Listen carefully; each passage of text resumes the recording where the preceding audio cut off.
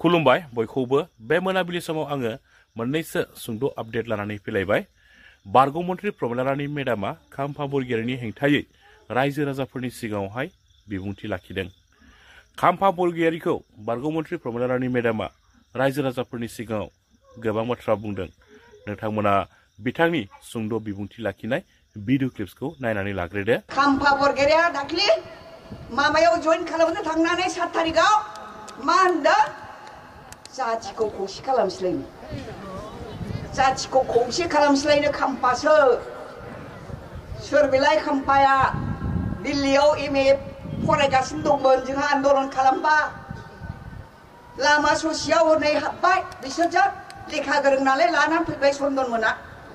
लानानै फैबाय दाना दुगा गावनि लेखा रोंनायखौ लानानै जाथिखौ बिसोर दाफिनस्लायनो, खौसे खालामस्लायनो हागोन बियो, हागोन। जों जुदि नाजायोबा जोंसो हागोन जाथिखौ खौसे। जाति खौसे लाबोनायनि जाउनाव मा खालामखो? डिफेन्स बर'जों रायलायनानै खाम्फासो सिब जानांसिगौलायनो। नायदो रायजो राजा नोंथांमोन, मानियोसो नोंसोरो? मानियोबा सोरबा मानियोबा खाम्फाखौ सिब बानायनायाव मानिग्रा दं माखौ थिखांनाय? गोबारै बुं ओरैजायलाय।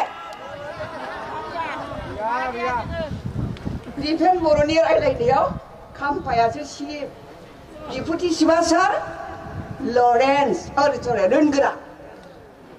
आरो जोंनि रायजो राजा जोंलाय मा पार्टि खालामग्रासो? रायजो राजाबो मानिया MP इलेक्सनाव होनदों ओइ बायद' खाम्फा बरगयारि दिले हारिब होननानै हारसाफ्रा। होमबा बबे स्टेटासनि मानसि बेलाय? बबे स्टेटासनि मानसि खाम्फा बरगयारिया? केन्डिडेट बेखौ होननाय लोगो लोगो बायद' हारिब होनखाबाय। जेनबायबो बे माखौ मा साननानै UPPLआव हाबैदों? हनै जोंना हाबैनाया फैफिनबाय आरो दंबावो लिडारफोर हाबफैग्रा दंबावोसो। जोंनाबो हाग्रामा एसे सदन होनो नागिरो नालाय सोदोआ दा सदन होदों। दा BSU होननानै थांबाय, सोरबा पार्टिनिफ्राय थांबाय फैसा मोनगोन होननानै। फैसाथ' मोनाखिसै, दानिया फैफिननो लाइन लागासिनोसो। सोथ'आ देरहासारखौ बुंबाय आं, हनै बेबो सोथ'आ थाथोंसै। बिसोरो বিশ্বাসঘাতক খালামदों নালায়। তেওঁলোকে মানে আমাৰ দলক বিশ্বাসঘাত কৰি পেলাই UPPLৰ যিসকলে গৈছিল তেওঁলোকে অনুতাপ কৰিছে। অনুতাপ কৰি পেলাই আমাৰ দলত আকৌ যোগদান কৰিবৰ কাৰণে তেওঁলোকে লাইন লগাই আছে। এতিয়া মুখে পায় যদি পায় মোক जाम्बि मानु नालाय, जाम्बि नालाय आंखौ थाब मोनो, आंजों रायलायनो नागिरो। आंहाबो बिपदाव गोग्लैयो एखमबा। ओइ लिडारफोरजों रायलायाबा सुजा होननानै नोंसोरो प्राइमारि लेभेलाव रायलायग्रो, ब्लक लेभेलाव रायलायग्रो होननानै बुंहरबाय आं। जोंना BSUनि थांग्रा दं, इयुथनि थांग्रा दं। थांनानै दाना सदना मोनहैबाय, मान सनमानबो गैया। बे पार्टियाव दिनै खाम्फा थांनानै मा आसा खालामनो हाबावदों? बारग' मन्त्रि प्रमिला रानी मेडामनि सुंद' बिबुंथि लाखिनाय भिडिअ क्लिप्सखौ नायनानै नोंथांमोना मोनथिखाबाय। रायजोफोर दाना फैदो गुबुन मोनसे आपडेटआव। कास्टम बसुमतारी बिथाङा मैयानि सानावहाय खौरांगिरिनि सिगाङाव मा बिबुंथि होआमोन? नोंथांमोना बिथांनि सुंद' बिबुंथि लाखिनाय भिडिअ क्लिप्सखौ जोबजासिम नायनानै लाबावदो। जोङो BPF राजखान्थि दोलो हिसाबै मोनफ्रोमबो समस्थियाव थांनानै आरो गामियाव थांनानै रायजो राजाजों सावरायनाय हाबाफारिया सोलिगासिनो दङ। दिनैबो जोङो बेरगाव समस्थिनि सिङाव थानानै मोनसे जायगायाव जोङो रायजो राजा बिथांमोनजों आरो जोंनि मावथि बिथांमोनजों जों सावरायफैदों। आरो गोबां रायजो राजा बिथांमोनहा मानाव गेदेर हाग्रामा महिलारि सारखौ लुबैफिनदों।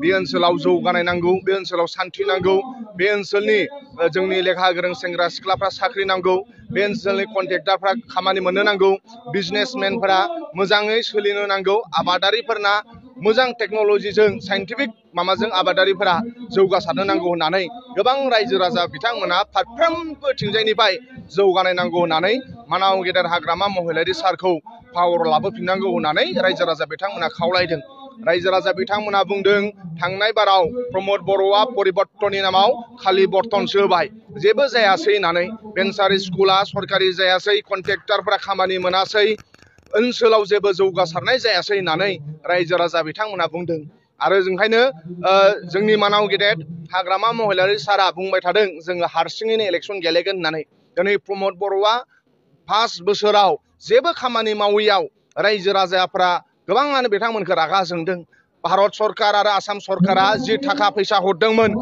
मा होनो लामा बानायनाय स्कुल बानायनाय कलेज बानायनाय ओनसोलखौ जौगाहोनायाव नाथाय बैफोर फैसाखौ बिथांमोनहा खामानि मावामालासिनो खेला आरो मेला खुंनानै बिथांमोना जाजोब्बाय आरो दिनै अपोजिशननि लिडारफोरखौसो बिथांमोना बायनो नागिरो दाखालि एमपि इलेक्शननि सिगां नुबाय गोबां जोंनि दैदेनगिरि बिथांमोनखौ फैसाजोंसो बायनो नागिरदों भारत सरकार आसाम सरकारा जौगासारनायनि नामाव खामानि डेभेलपमेन्टनि नामाव फैसा हरनायखौ बिथांमोनहा जाजोबनानै दङ ओंखायनो जों रायजो राजाखौ रिक्वेस्ट खालामनो लुबैदों मेलेमजिबि बिथांमोनखौ साननो खावलायदों जे बेबादि जुदि जौगासारनायनि खामानिनि फैसाफोरखौ मावामालासिनो अपोजिशन लिडारफोरखौसो बायोब्ला बे ओनसोला बोरै जौगानाय नांगौ ओंखायनो जों बेखौ खावलायदों दा ओंखायनो रायजो राजा बिथांमोना बुंदों जोंनो शान्ति नांगौ आरो जौगानाय नांगौ ओंखायनो हाग्रामा महिलारि सारखौ सिबजाफिनगोन नांगौ होननानै रायजो राजाया दिनै खावलायदों दिनै प्रमद बर'आ गिदों बिपिएफखौ थोर गिनानै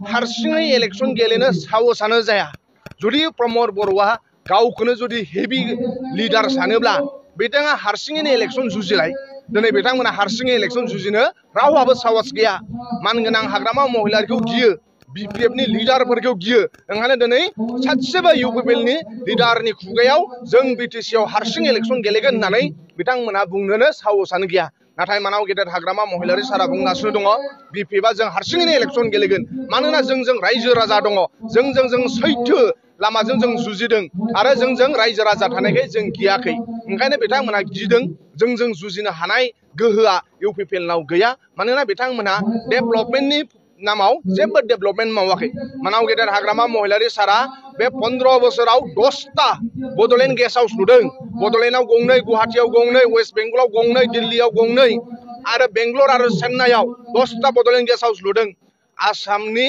फार्स्ट टाइमनि थाखाय 6 सिडुल ओनसोलाव मा होनो आसामनि एसेम्ब्लिया जोंनि बिटिसिआव फैदों बे बिटिसिनि सेक्रेटारियेटखौबो मानाव गेदेर हाग्रामा महिलारि सार लुनाय दिनै बाख्नायनो नांगोन दिनै एसां मोजां मानाव गेदेर हाग्रामा महिलारि सारा लुनायखाय आसामनि बाजेट एसेम्ब्लि सेसना दिनै जोंनि क'क्राझाराव फैनो हादों दिनै क'क्राझार ओनसोलाव बेसेबांबो जौगासारनाय सान आरो अखाफोर आरो हाथरखिखौ बाद होनानै बिटिसिनि बेसेबांबो डेभेलपमेन्ट दङ सब मानाव गेदेर हाग्रामा महिलारि सार लुजोबनाय आं होनदों सान अखाफोर आरो हाथरखिखौ बाद होनानै क'क्राझार आरो बिटिसि ओनसोलाव जुदि गसंनानै बेसेबां जौगासारनाय खामानि नुजोबदों बे सब मानाव गेदेर हाग्रामा महिलारि सार आरो बिपिएफ सरकारनि समावसो खामानि मावनाय दिनै नुनो मोनदों जिहेतु आसाम एसेम्ब्लिया क'क्राझाराव जागासिनो दङ बे समावहाय बिटिआर जिथु सुक्ति बे बिटिआर सुक्तिनि दफाफोरखौ मावफुंनांगौनि थाखाय रायजोनि दोलो अखिल गगैयासो बे दाबिखौ खालामदों लासिंसिं बाथ्रा बि इउपिपिएलनि 7 जन 8 जन एमएलए दङ